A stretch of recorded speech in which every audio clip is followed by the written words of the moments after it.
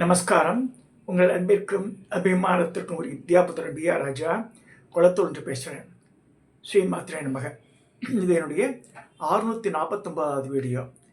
இன்றைக்கி காலையில் அமாவாசை பற்றி பேசிட்டு மத்தியானம் ரெஸ்ட் எடுத்துட்டு சாயந்தரம் என்ன டாபிக் பேசலாம் போது தேவி பாகவதம் எடுத்துக்கலாம்பா. நான் ஆல்ரெடி திரிபுரா ரகசியத்தை எடுத்துட்டு என்னை பாடுபட்டேன். அந்த கதைகளை கேட்குறதுக்கு யாருக்குமே இன்ட்ரெஸ்ட் இல்லை. அந்த ஒரே டாப்பிக்கில் திருப்பி போகுது. So I thought of doing a different thing. Devi பாகவத்தில் உண்டான சின்ன short stories. No way one story is connected with other, அந்த மாதிரி இருக்குது. ஸோ தேவி பாகவதம் கட்டாயம் எல்லோரும் படிக்க வேண்டிய நூல் தான் அது. அதில் அம்பாளுடைய பெருமைகளாக பேசப்படுறது. அதை எடுத்துட்டேன். அதை பார்க்கும்போது ஏன்னா அந்த காலத்தில் புக் ஷெல்ஃபில் திருப்பி இதெல்லாம் பார்க்கும்போது தேவி பாகவதம் 2 வால்யூம் இருக்கான்ட்டு பெருசாக. அது அந்த காலத்து எழுத்துல ஆலால சுந்தரன் எழுதியிருக்கார். பட் லிப்கோவில் அந்த காலத்தில் ஜஸ்ட் ஃபார் ப்ரைஸ் ஆஃப் 16 ரூபாய்க்கு ஒரு புக்கு வந்தது. 1995 கடைசி எடிஷன். நான் வாங்கின புக்கில் 95ல் போட்ட புக்கு இது. அப்பயே பைண்ட் பண்ண 95ல் பைண்ட் பண்ண புக்கு இது. 1995 என்ன பாருங்களேன். அப்போ அதை கிட்ட 35 வருஷத்துக்கு முன்னாடி பைண்ட் பண்ண புக்கு அப்படியே இருக்குது. இது லிப்கோவில் அவள் போட்ட புக்கு. இது ஸ்ரீ தேவி பாகவதமும் சகல காரிய சித்தியையும் தேவி பாகவதம் லிப்கோவில் போட்டிருக்க. இதன் விலை அந்த காலத்தில் 16 ரூபா தான். கிட்டத்தட்ட 200 பேஜ் இருக்கும். அது சின்ன புக்கு. சில ஸ்லோகங்கள்லாம் போட்டிருப்பா. இதுலேருந்து எடுத்து பார்க்கும்போது டக்கு ஒரு பேஜ் வந்தது. சில கோவில்லாம் கிராமத்து கோவில்லாம் போது ஏக்கவல்லின்னு போட்டிருப்பான். சில அம்பாள் ஏக்கவல்லி ஏக்க வீரன் போட்டிருப்பான். இது என்ன புதுசாக இருக்கேன்னு நினச்சிப்பான் அந்த காலத்தில். இங்கே கோமதி அம்மன் கோவிலில் போனால் கூட திருவிக்கா நகரில் கோமதி அம்மன் கோவில் இருக்குது. அங்கே ஏகவல்லி அம்மன் ஒன்று போட்டிருப்பான். ஒரு தனி சன்னதி இருக்குது. இது என்ன ஏக்க கேள்விப்படாத இருக்கேன்னு. இப்போ Devi Bhagavatam shows about it. I got a reference. So இந்த தேவி பாகவத்தில் வர வேரியஸ் கதைகளில் ஒன் சச் ஸ்டோரி இஸ் ஏக்க வீரன் ஏகவல்லி ஏகாவளி அப்படின்னு பேர். அந்த கதையை பார்க்க போகிறோம் இன்றைக்கி. ஸோ இது தேவி பாகவதற்கு கன்னிப்பெண்கள் விரும்பிய கணவனை பெற, கன்னிப்பெண்களுக்கு நல்ல கணவனாகவும் விருப்பத்துக்கு ஏற்ற கணவன் வரணும்னா இந்த ஸ்டோரியை படிக்கணும்னு சொல்லியிருக்கு தேவி பாகவத்தில். Just I'm reading. At least hear பண்ணுங்க. ஸ்டோரியை ஹியர் பண்ணலாம் இல்லையா, சிரவணம் பண்ணுறது. அதாவது மனிதன் எவ்வளவு பாவங்களை செய்தாலும் ஸ்ரீ தேவியை சரணடைந்தால் போதும், அவன் செய்த பாவங்கள் யாவும் நீங்கும். ஸ்ரீ தேவி தன் அருளால் எல்லா பாவங்களையும் போக்கி விடுவார். தேவியின் திருநாமத்தால் போக்க முடியாத பாவமே கிடையாது. அதனால தான் லலிதா சஹஸ்ரநாமத்தை சொல்கிறார். 1000 நாமாவளி. 1000 என்ன வியாசரே என்ன சொல்கிறாருன்னா, லௌகீக வசனங்கள் சொல்கிறதை விட விஷ்ணு சஹஸ்ரநாமம் சொன்னால் நல்லது. விஷ்ணு சஹஸ்ரநாமம் சொல்கிறதை விட சிவநாமாவளி சஹஸ்ரநாமத்தில் ஒரு நாமம் சொன்னால் ஓ சம்பவே நமக அப்படின்னு சொன்னால் அது சாப்பிட்றோம். அது சிவசகஸ்ரநாமம் சொல்கிறத விட லலிதாலேருந்து ஒரே ஒரு நாமாவளி சொன்னாலே அது வாட் இட் ஷோஸ் தேவியோட நாமாவை சுப்ரீமோன்னு சொல்லப்படுறது. ஸோ இங்கே வர ஸோ தேவியின் திருநாமத்தால் போக்க முடியாத பாவமே இல்லை. முன்பொரு சமயம் ஸ்ரீ வைகுண்டத்தில் ஸ்ரீ லட்சுமி தேவி மகிழ்ச்சியோடு அமைந்திருந்தாள். அப்பொழுது சூரியன் மைந்தனாகிய தேவந்தன் போட்டிருக்கான். ஜெயந்தன் சொல்ல அவன் பேர். ஜெயந்தன் உச்சிரமம் என்ற குதிரையின் மீது ஏறி வந்தான். திருமகள் இந்த குதிரை கண்டு, நம்மோடு பிறந்த குதிரை எவ்வளோ அழகாக இருக்கிறது என்று தன்னை மறந்து வியப்பில் ஆழ்ந்தாள். அதையே பார்த்துட்டு இருக்கான் அந்த குதிரையை. ஏன்னா பார்க்கடலேன்னு தோன்றிய குதிரை அது. இது உச்சிரசம். அது இந்திரன்ட்ட போயிடுது. இந்திரனோட பிள்ளை ஜெயந்தன் அதில் ஏறி வந்திருக்கான். லக்ஷ்மி தேவி அதை பற்றி மெய்குண்டத்தில் மெய் மறந்து பார்க்குறான் அந்த குதிரையை. இவ்வளோ அழகாக இருக்கட்டு. விஷ்ணு கூப்பிட்றாரு. ஸோ ஆண்மகன் கூப்பிட்டு ஆம்படியான் கூப்பிட்டு பொண்டாடி பார்க்கவே இல்லைன்னு சொல்கிறார். எரிச்சல் வந்தது சில நேரத்தில். அது கோபம் வந்தது. நீ குதிரையே பார்த்து மயங்கி உட்காந்துருக்க, நீ பாட்டுக்கு நீ குதிரையாக போகிறேன்ட்டு சபிச்சிடுறார். மகாவிஷ்ணு மகாலட்சுமியை நீ குதிரையை பார்த்து அப்படியே மெய் மறந்ததுனால நீ குதிரையாக பிறந்துரு அப்படி சபிச்சிடுறார். ஸோ நீ குதிரை மீது மோகம் கொண்டதா குதிரையாக பிறப்பாய் என்று சாபம் கொடுத்தார்.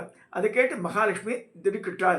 திருமாலின் சாபத்தினால் லட்சுமி தேவி அக்கணமே இமயமலை சாரலில் உன் பெண் குதிரையாக தோன்றிவிட்டாள். எனினும் அவள் பழைய நினைவுடன் திருமாலை அடைய வேண்டி சிவபெருமானை நோக்கி பூஜை செய்து வந்தாள்.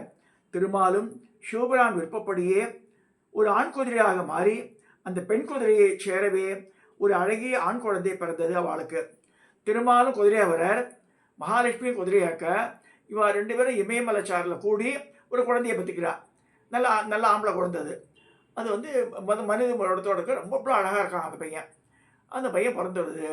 பிறந்த குழந்தைய அங்கேயே விட்டுறா, காட்டிலேயே இமயமலை சாரில் விட்டுட்டு அவள் போயிட்டான்.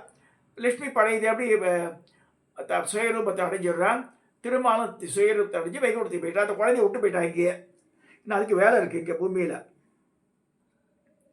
ஸோ லட்சுமி தேவியின் பெண் உருவம் அவளுக்கு வந்து விட்டது. குதிரை உருவம் மாறிவிட்டது. தனியே விடப்பட்ட குழந்தையோ தன் கட்டை வேற வாயில் வச்சு பிண்டு படுத்துட்டு இருக்கு. இந்த நிலை மாறி இருக்க துர்வசு என்ற பக்தி சிரேஷ்டன் திருமாலை குறித்து தவம் இருந்தான். தனக்கு ஒரு புத்திரன் வேண்டும் என்று பிரார்த்தித்தான். அதற்கு திருமால் அவனை நோக்கி, நீ இப்போ துர்வசு இப்போ கங்கை கரையில் போ, அந்த இடத்துல வந்து உனக்கு ஒரு அழகிய குழந்தை கிடைக்கும், அதே எடுத்து வளர்த்து உன் பிள்ளையாட்டம் அப்படின்னு சொல்லி அவனுக்கு ஆசீர்வாதம் பண்ணிடுறார். அது கேட்டு பெருமகிழ்ச்சி அடைந்த துர்வசு கங்கை கரைக்கு வந்து சென்றான். பேர் அழகுடன் அங்கு கிடந்த அந்த குழந்தையை எடுத்துக்கொண்டு அரண்மனையை சேர்ந்தான். மனைவியை அழைத்து திருமாலின் அருளால் கிடைத்த புதல்வனை இவன் இதை பெற்றுக்கொண்டு பொண்டாட்டி எடுத்துறான். அவளும் உச்சி மோடுறான் அந்த குழந்தைய. அது ரொம்ப புத்திசாலி குழந்தையாக இருக்குது, அழகாகவும் இருக்குது. அது நல்லபடியாக நாளொரு மேனி பொழுது ரோணமாக நல்லா வளர்ந்து வருது. குழந்தைக்கு செய்ய வேண்டிய யாவும் முறைப்படி செய்தார். குழந்தையாகிய அந்த குழந்தை என்ன பேர் வைக்கிறா, ஏக வீரன் பேர் வைக்கிறான். திருமாலுக்கும் லட்சுமிக்கும் குதிரை ரூபத்தில் அவள் இருக்கும்போது பிறந்த குழந்தை பேர் ஏக வீரன். அவன் வந்து துர்வசுன்ற ராஜா எடுத்து அவள் ராணியை வளர்க்குறாங்க. ஸோ இது வரைக்கும் பார்த்துருக்கோம்.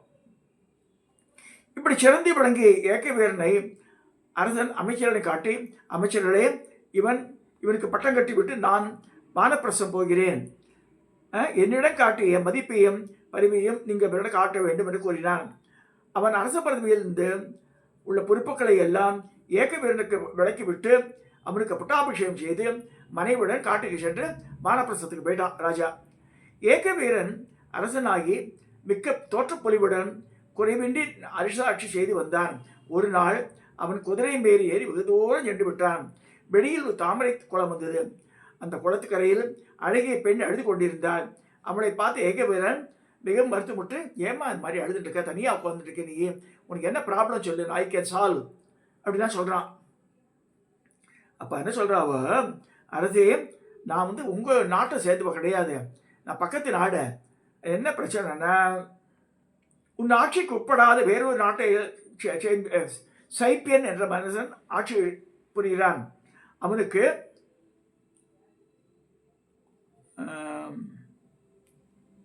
ருக்மரேகையின் ஒரு மனைவி இருக்கான்.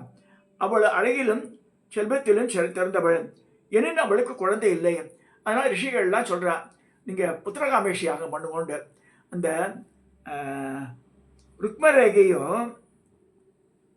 ருக்மரேகையும் இந்த சைப்பியன்னு சேர்ந்து வந்து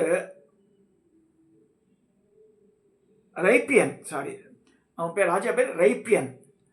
ஸோ அவளும் சேர்த்து புத்திரகாமேஷியம் பண்ணுறான். யாக கொண்ட இந்த இதுலேருந்து வந்து ஒரு பெண் குழந்தை வருது. அது அவ்வளோ அழகாக இருக்குது. அதை எடுத்து வளர்க்குறான். இதுதான் இப்போ அசிரி சொல்கிறது, இதுதான் உங்கள் குழந்தை, எடுத்து வளர்க்குங்கோண்டு. ஸோ அப்போ வந்து அந்த குழந்தையை எடுத்து யாகத்தை செய்த இந்த குரு அந்த குழந்தையை தூக்கி அரசனிடம் கொடுத்து, அரசே இந்த பிறவியில் இந்த பெண் தான் உங்களுக்கு கொடுத்து வைத்தது, சிலாக்கியமானவளும் யாகத்தில் தோன்றியவளானவளை இந்த புத்திரியை நீ புத்திரனாகவே கருதி வளர்ப்பாயாக என்று கூறினார். மன்னனும் மகிழ்ந்து பராசக்தியின் திருவிளையாடலே இந்த பெண் கடத்ததையும் சொல்லி அந்த பெண்ணுக்கு ஏகாவளின்னு போட்டுப்பாரு இடத்துல, ஏகாவளியின் பேரை வச்சு வளர்க்குறான். எப்படி இருக்கும்போது ஒரு நாள் முனிவர் ஒருவர் அங்கே வந்தார். இந்த பெண்ணை மகாவிஷ்ணுவின் மகனான ஏக வீரன் மணப்பான் என்று சொல்லி சொல்கிறார். அன்று முதல் அந்த பெண் அவனுக்கு தனக்கு ஏக வீரனே கணவனாக வரணும்னு சொல்லிட்டு மனசில் கணக்கு போட ஆரம்பிச்சிட்டாவோ. அதையே நினச்சிட்டு இருக்கா. அவனை லவ் பண்ண ஆரம்பிச்சிட்டா. அவனை பார்த்து கூட கிடையாது, படம் கூட கிடையாது. அந்த மாதிரி அவனை வந்து அவனையே நினச்சிட்டு இருக்கா அவள். ஸோ அந்த மாதிரி இருக்கும்போது அப்போ வந்து பல வகைப்பட்ட விளையாட்டுகளில் மனம் சென்றாலும் அவள் தாமரை குளத்திலேயும் தாமரை மலர்களை கண்டா மிக மகிழ்ச்சி அடைவாள். குளத்தில் மூழ்கி தாமரை மலர்களை சூடி மகிழ்வாள்.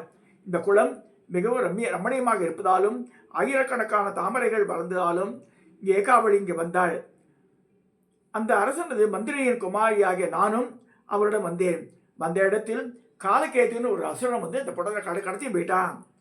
ஸோ ராட்சசன் என் தலைவி ஏகாவளியை பலாத்காரமாக தூக்கி சென்று விட்டான். நானும் அவனை விடாமல் பின்தொடர்ந்தேன். அவன் பாதாள உலகில் ஏகாவளியை சிறை வைத்து அவளுக்கு துணையாக என்னை ஏற்படுத்தி அவனது மனத்தை மாற்றுமாறு சொல்லினான். இந்த காலகேது ஒரு அரக்கன். என் தலைவியோ எல்லாத்துக்கும் துக்கங்களையும் போக்கும் ஸ்ரீ புவனேஸ்வரி தேவியை, புவனேஸ்வரியே ப்ரே பண்ணி சொல்கிறா. அந்த மாதிரி இருக்கும்போது நேற்றிரவு அன்னை ஏகாவளியின் கனவில் வந்தாள். அன்னை அவளை நோக்கி, உன் தோழியை நாளை அந்த குளத்துக்கு அனுப்பு. உன்னை மணக்கப் போகும் ஏகவீரன் அங்கு வருவான். அவன் உன் தோழியின் மூலமாக உன் நிலையை அறிந்து காலகேதுவை கொன்று உன்னை மீட்பான் என்று அம்பாள் சொல்றார். ஏகாவளியை என் ஏவலால் நான் இங்கே வந்திருக்கிறேன். அம்பிகையின் மந்திரத்தை இடவிடமாக ஜெயித்திருந்தேன். அதனால் இங்கே வந்திருக்கேன். உங்கள் பேர் என்ன ஏகவீரனா கேட்கிறா. ஆமான்றான் அவன். தாங்களே ஏகவீரர் என்று கருதுகிறேன். என் தலைவியையும் என்னையும் ராட்சசன் காப்பாற்றுங்கள்றா. ஏகாவளி என்ற பெயரை கேட்ட உடனே ஏகவீரன் தனக்காகவே பிறந்தவள் சொல்லி டிசைட் பண்ணிடுறான். ஸோ எப்படியாவது வந்து அவனை ஜெயிக்கணும் அப்படின்னு சொல்லி பவானி தேவியின் பீஜாட்சரத்தை உச்சரித்து கொண்டு அந்த தோழியுடன் பாதாள உலகம் சென்றான். அந்த சமயத்தில் தன்னை மணந்து கொள்ளுமாறு ஏகாவளியை காலக்கேத்து கெஞ்சு கொண்டிருந்தான். ஏகாவளியோ, நீ ஒரு அரக்கன், உனக்கு சத்திரிய தர்மம் தெரியாது, ஒரு பெண் தனக்கு உரியவனை என்று வருத்தி விட்டால் அவள் வேறொருக்கு மாறிட மாட்டாள். நான் ஏகவீரனை விரும்பி விட்டேன். என் தந்தையும் அதுக்கு சம்மதம் கொடுத்து விட்டார். எனவே நான் ஏகவீரனை தான் நினைப்பேன், உன்னை கல்யாணம் பண்ணிக்க முடியாதுன்னு சொல்லிடுறாவோ. அப்போ நீ எனது அரண்மனையை கூட சேர்ப்பாயாக உறுதியாக சொல்கின்றார். இதற்கு பார்த்துட்டே வரான் ஏகவீரன். இந்த நிலையில் தூதர் ஒரு ஓடி வந்து காலகேதுவை நோக்கி, தலைவா, பூமியிலிருந்து தங்களோட போர் செய்ய ஒரு வீரன் வந்துள்ளான். அவனை பார்த்தா அவன் ஜெயிச்சிருவான் பார்க்கும்போது இவனுக்கு ஒன்று கோபம் வருது. ஸோ படைகளை திரட்டு சண்டைக்கு போகிறான். ஏகவீரனோட பெரிய சண்டை நடக்குது. அந்த சண்டையில் காலகேது கொல்லப்படுறான். ஏகவீரன் ஜெயிச்சிடுறான். ஜெயிச்சுட்டு பின் அவன் ஏகவீரன் வந்து ஏகாவளியை விடுதலை பண்ணுறான். பெண்ணே, நீ புவனசுந்தரியின் கிருபையால் எனக்கு கிடைத்தாய் என்று கொஞ்சியவாறு அவளிடம் வந்தான். அவள் அந்த அளவில் அவள், அன்பே, நாம் உடனே தந்தையிடம் சென்று நிகழ்ந்தவற்றை கூறுவோம். அவர் முன்னின்று தங்களுக்கு என்னை திருமணம் செய்து வைப்பார் சொல்றார். அப்பொழுதுதான் நான் பொன்மலர் மனம் பெற்றதை போல் இருக்கும் சொல்றார். ஏகவீரனும் அந்த பெண்ணை வேண்டுகோளுக்கு இணங்கி தேவபக்தனாகிய ஏகவீரன் தக்கவாறு நடப்பான் என்று சொல்லி அவன் ஏகாவளியையும் தோழியும் நாட்டுக்கு அழைத்து சென்றான். அரசனிடம் அவர்களை விடுவித்து நிகழ்ந்த நிகழ்ச்சியை கூறினான். மன்னன் மனமகிழ்ந்து ஏகவீரருக்கு ஏகாவளியை சிறப்புடன் திருமணம் செய்து கொடுத்தான். தம்பதி ரதியை மன்மதன் போல காட்சியளித்தனர். ஏகாவளி பின்பு கணவன் அவனுடைய ராஜ்யத்தை அடைந்து மகிழ்ச்சியுடன் இல்லற வாழ்க்கை நடத்தினார். அவளுக்கு கிருதவீரியன் ஒரு பையன் பிறக்கிறான். கார்த்திவீரியனோட அப்பா பேர் கிருதவீரியன். நல்லா படிச்சவங்க. கார்த்திவீரியனோட அப்பா பேர் கிருதவீரியன். ஸோ இது வந்து கார்த்திவீரியனுக்கு முந்தின தலைமுறையில் நடந்த கதையாக சொல்லப்படுறது. இந்த கதையை கேட்டால் கன்னி பெண்கள் அவளுக்கு ஏற்ற வரன் கிடைக்கும் சொல்லப்பட்டிருக்கு. தேவி பாகவத்தில் வரக்கூடிய ஒரு ஸ்டோரி இது. ஸோ இந்த ஸ்டோரியை கடப்படும் சோஸ்திரங்கள்லாம் தனி. அதாவது ஏகாவளி ஆர் ஏகவல்லி, ஏகவீரன் மகாலட்சுமியோட பிள்ளை, இவ வந்து அம்பிகையின் அருளாக கிடைக்கப்பட்ட குழந்தை.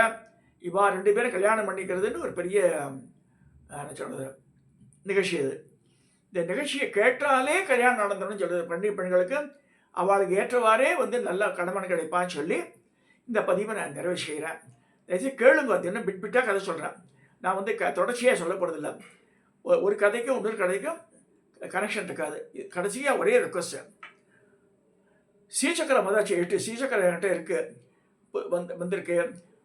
ஒருத்தர் ஆதின்னு ஒருத்தர் ஆர்டர் பண்ணியிருக்கார். இன்னொருத்தர் யாரோ பணம் ஒரு சந்தான கோபாலன் போட்டிருக்கா. வாட்ஸ்அப்பில் இதுவே இல்லை, தேடி பாருங்க இல்லை. அவள் எந்த இதில் அமைச்சிருக்கா, பணம் அமைச்சிருக்கா சந்தான கோபாலன், அந்த பணம் வந்திருக்கு எனக்கு.